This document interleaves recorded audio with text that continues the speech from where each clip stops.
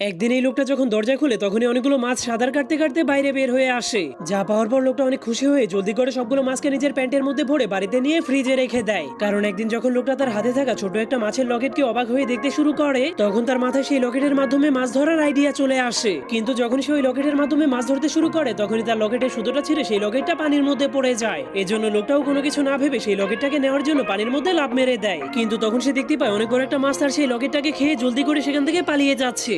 এজন্য লোকটা তার বাড়িতে গিয়ে সেই বড় মাছটার একটা ছবি এঁকে দেয়। এরপর সে সিদ্ধান্ত নেয় সেই দুনিয়ার সবগুলো মাছকেই ধরে ফেলবে যতদিন না পর্যন্ত সে তার লকেটটাকে খুঁজে পাচ্ছে। এরপর থেকে সে মাছ ধরার পর সেই মাছের পেট এবং মুখগুলোকে চেক করতে শুরু করে দেয়, কিন্তু তবুও সে তার লকেটটাকে কোথাও খুঁজে পাচ্ছিল না। কিন্তু একদিন সে তার বাড়িতে গিয়ে দরজা খোলার পর দেখতে পায় তার ফ্রিজের পেছনে অনেকগুলো বিড়াল লুকিয়ে আছে। এজন্য লোকটা অনেক রেগে সেই বিড়ালগুলোকে ঘর থেকে বের করে দেয়। এরপর সে রাতের বেলা প্রজেক্টরের মাধ্যমে সেই বড় মাছটার ছবিটাকে ভালো মতো দেখতে শুরু করে দেয়। আর সকালে সে ওই বড় মাছটাকে ধরার জন্য একটা জমাট বাঁধা